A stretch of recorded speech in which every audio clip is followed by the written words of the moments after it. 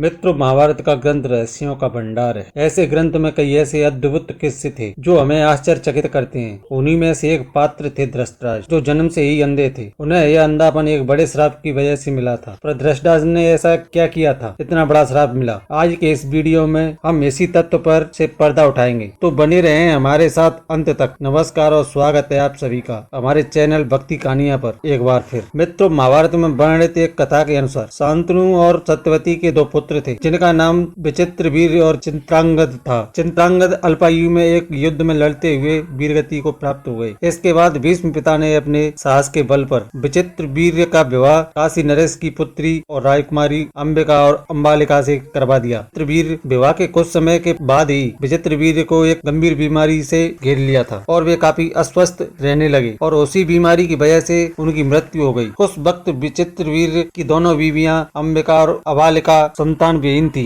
अब सत्यवती के सामने बड़ा संकट खड़ा हो गया और सत्यवती के सामने सबसे बड़ा संकट यह उत्पन्न हो गया कि अब उसका वंश आगे कैसे बढ़ेगा, क्योंकि उसके दोनों पुत्रों की पत्नियां संतानहीन होते हुए भी पुत्रों की मृत्यु हो गई थी। व्यतीत होकर सत्यवती ने महर्षि वेदव्यास को बुलवाया। माता का आमंत्रण सुन महर्षि वेदव्यास थोड़ी देर में उनके सामने उपस्थित हो गए। उनकी परेशानी को सुनकर महर्षि वेदव्यास ने कहा कि माता, आप चिंता न करें, मैं अपनी दिव्य शक्ति से उन दोनों को पुत्र प्रदान कर दूंगा। पर जब वेदव्यास अंबिका को दिव्य शक्ति प्रदान कर रहे थे, उस वक्त अंबिका ने अपनी आंखें बंद कर ली थी, क्योंकि उनकी शक्तियों का प्रभाव बहुत तेज था कि वे सहन नहीं कर सकी और उनकी आंखें बंद हो गईं। इस वजह से धृतराष्ट्र अंधे पैदा हुए। परंतु दर्शकों धृतराष्ट्र के जन्मांतर अंधे होने के पीछे पूर्व जन्म में एक श्राप भी था, जिसके बारे में बहुत कम ही लोग जानते हैं। इससे जुड़ी एक कथा हमें पुराणों में मिलती है। इस कथा के अनुसार अपने पिछले जन्म में धृतराष्ट्र एक क्रूर और निर्दयी राजा थे। एक बार की बात है कि उन्होंने राज्य भ्रमण की योजना बनाई और अपने खास सैनिकों को लेकर भ्रमण के लिए निकल पड़े। भ्रमण करते करते वे लोग काफी आगे जंगल तक आ गए। वहाँ उन्हें एक निर्मल जल वाला तालाब दिखा, जिसके अंदर हंस का एक प्यारा सा जोड़ा अपने बच्चों के साथ विचरण कर रहा था। धृतराष्ट्र की नजर जब उस हंस के जोड़े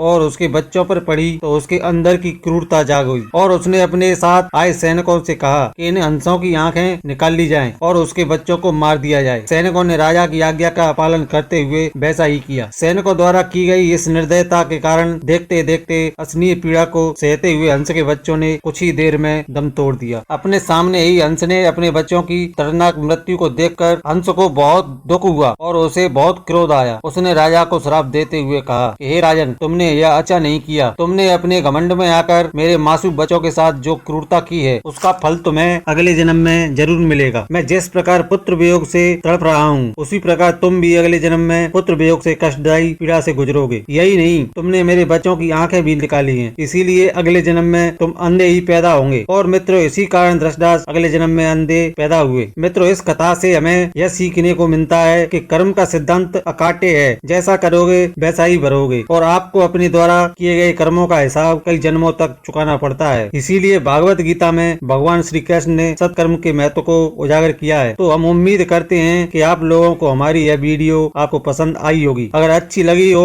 तो इसे लाइक करने के साथ साथ अपने मित्रों और रिश्तेदारों के साथ शेयर अवश्य करें। ऐसी ही और भी आध्यात्मिक और धार्मिक वीडियो देखते रहने के लिए हमारे YouTube चैनल भक्ति कहानियां को सब्सक्राइब करना ना भूलें। तो फिलहाल तो आज के लिए बस इतना ही। अब दीजिए हमें इजाजत। आपका बहुत बहुत धन्यवाद।